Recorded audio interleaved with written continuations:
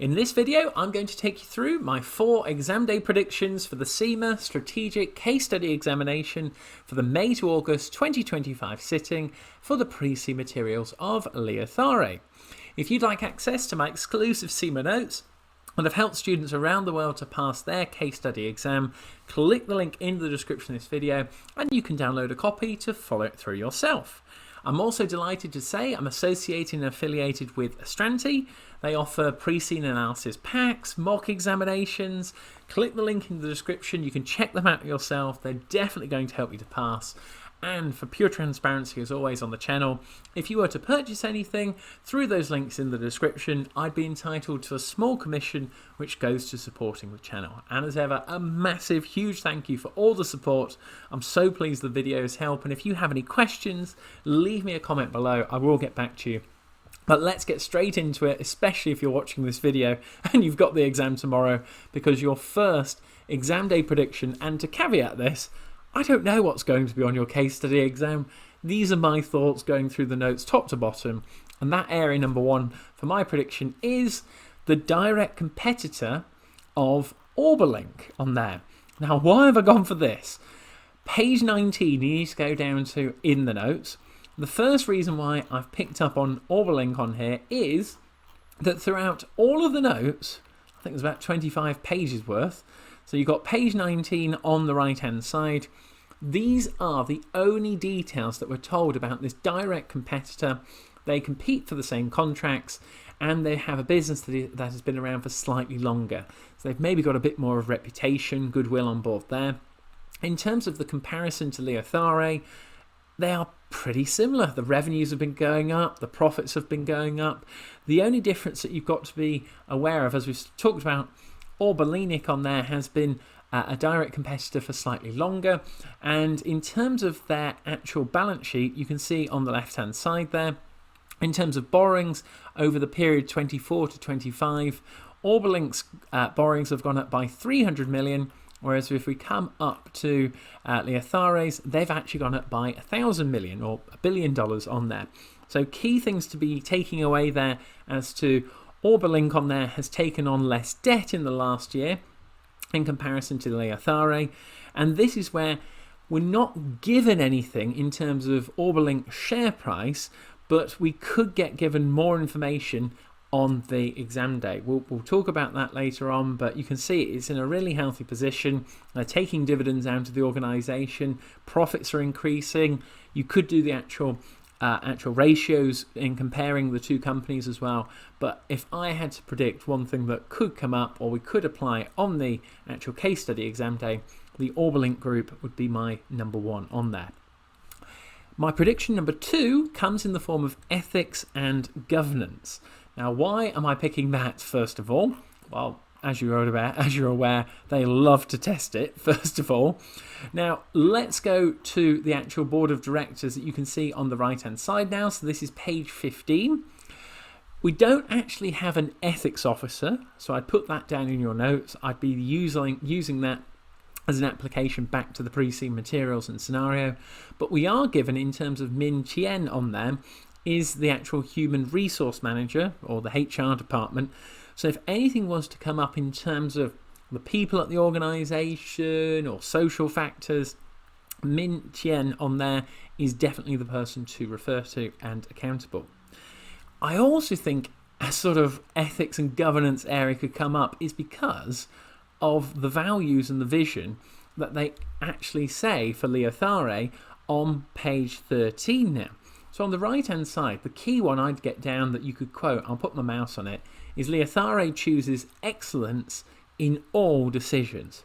And I read that and go, something is going to go wrong in the requirements and what we're given on the exam day. And that is one of the values I'd be directly referring to and linking it back on there. They've also touched on the quality of life on Earth. Again, that could link into a sort of environmental question or the way they're actually treating people as well from a vision point of view. So make sure you take that and apply it on the exam day to the requirement if it was to be set. Now, we've also got to look at unethical operations from the satellite organisation and industry itself.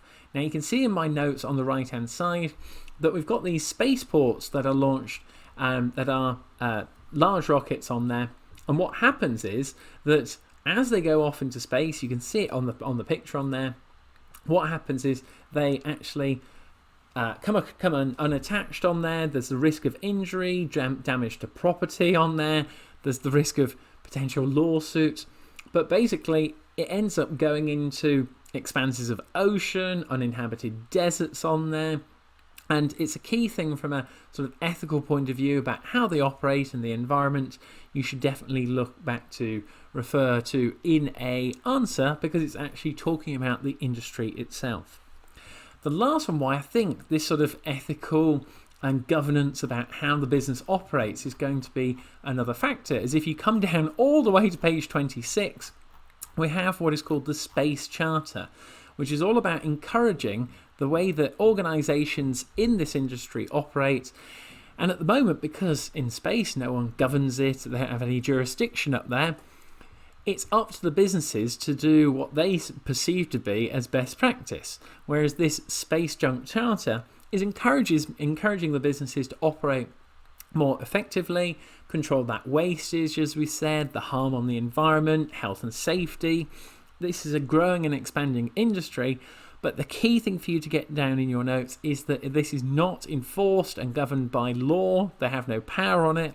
It is simply encouraging organisations to operate more effectively. And that's why my prediction number 2 of ethics, governance, and can link into a few different areas, I think it's got a chance on there as well. Now, area number 3, key thing on here, share price decrease.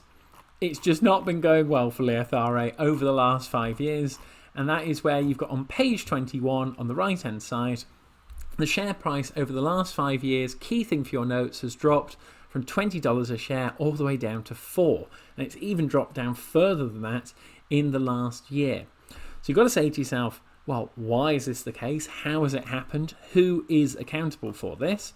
And if you go back up to page 15 in terms of the board of directors now, the main person on there is Robert, the CEO, so you can see it. I'll put my mouse in it on there. And you could also maybe argue that Gamze has an integral part in that, with being the chief financial officer, working out how they actually go about the different ways of managing what to do with the cash flow. Should we declare it as dividends, strategic planning? There's a lot of things I think could come up, and referring to those names directly is going to be the difference in you picking up on those extra marks. So with the share price going down and the business looking like it's in a bit of trouble, but we're still profitable, they're still making money in terms of revenue, we are given the principal risk register, impacts and mitigations of those risks on the left-hand side now on page 16 for your notes. Now the key ones on here is that it's still a young business. They've got on there links in terms of future growth on there, that it's hard to actually predict and forecast. Other aspects like regulatory framework could be an issue on there, but little things in terms of those actual risks and going about it. I've got a few little key words that I thought were really prominent. So they pay close attention to the maintenance improvement, takes great care, tested extensively. Those will be key phrases from the risk mitigations linked to the share price and the operational and strategic way the business is being run on there, which hopefully will lead to the share price actually returning to its previous highs up to those $20. Last but by no means least on there, you've got to link it back to sort of why has this been happening? Well, on the left-hand side, you can see here in terms of looking at orders waiting to be fulfilled, cash flow issues, exchange rate risks, all from a sort of share price linking into it. Is that the main reason, or is it a variety of different factors that accumulated together have had a major impact on that share price? So I've got exchange rate risks on there. They've been dealing with lots of clients from different countries, and when you've got a client who's turning over hundreds of millions of dollars, any small changes in currency is going to have a massive impact. You've got a cash flow issue about the number of months the missions actually take from consultation to launch. So again, when do they get paid? Do we have any bad debts on there? What about the competitor we talked about earlier? And lastly, in terms of waiting for fulfillment, they've successfully launched 64 satellites, and it's a case of looking at the configurations of the different satellites and different stakeholder groups. Is this still going to be a plausible business model moving forward, or could there be more opportunities on there? But that is number 3, the share price decrease. Speaking of opportunities, my prediction number 4, opportunities for Leothayre. Now, where to begin? Page 4, if you head up in the notes, going up to the top, about the growth of nano and micro satellites. You've got to get your head around actually that micro and nano are the areas that Leothayre actually produces. And this is where most recent growth has been in the markets of nano and micro. So you've got to make that decision as to, you've got these sort of smaller satellites, you've got the pocket cubes on there that they can put in with other satellites when they're being launched. But should Leothayre stick to what they're good at, get really good at it, build a better client base, or should they diversify into different areas on there? The next one I would say is in terms of pages 6, 7 and 8 now, if you come down to the actual satellite missions themselves. Now the key bit for your notes, and this is where students are going to make mistakes on the exam day, is not understanding what Leothayre actually does. Now what they really do is the Earth observation, point number 3 on the right hand side. So that is low Earth orbit satellites. However, there are other possible revenue streams, niche, bespoke product opportunities involving research and development, communication, and also navigation on there. The one that I just don't think that they would really go into is orbit on page 8 on the left hand side. These are for the larger satellites, the furthest away from the Earth. They cost a lot more, they haven't gone into that area.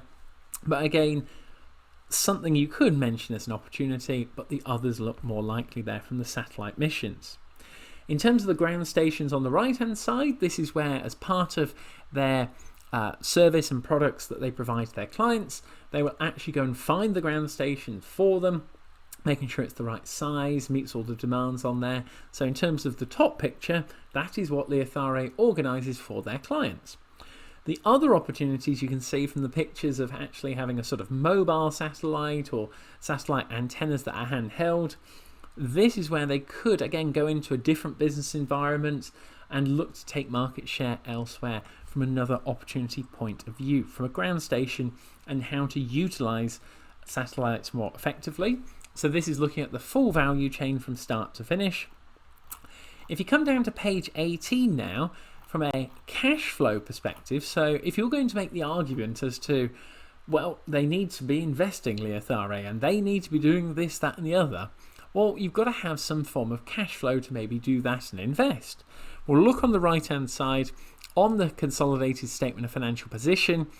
It's got good cash flow in 2024 and it's actually improved in 2025. So that would be a really good point for you to make, quoting the direct figure that the business is growing and it is in a more healthier cash flow position. And last but by no means least, the other opportunity that I think lots of students will miss is on page 25 that you can see at the bottom here. So we've got the Wexland Daily and you've got other stakeholder groups like oil rigs, farmers, builders who rely on the weather for their actual businesses themselves, but the current localized weather forecast is not up to scratch. Now, because Leothayre actually only operates those satellites that are close to the Earth, this again could be a key point and key area for them to actually generate some new revenue streams about these weather reports that customers would pay for, and therefore another area I would make sure that you got down in your notes from an opportunity point and perspective from your exam day prediction number 4. And that, ladies and gentlemen, takes you through my key notes and those 4 exam day predictions that I think have got legs that could be tested. So I hope that has helped as we come all the way from the bottom of the notes back to the top. If you'd like a copy of these yourself, click the link in the description. You can download it there, along with making sure you check out those Astranti mock papers, doing one before your actual case study exam. It's definitely going to help. And what I've also done for you is I've put another video on the screen. Be sure to click it. I'll see you on the other side now for some more hints, tricks and tips on there, should I say. Nearly tripping over my words. So subscribe for more, and I'll see you on the other side. So thank you very much.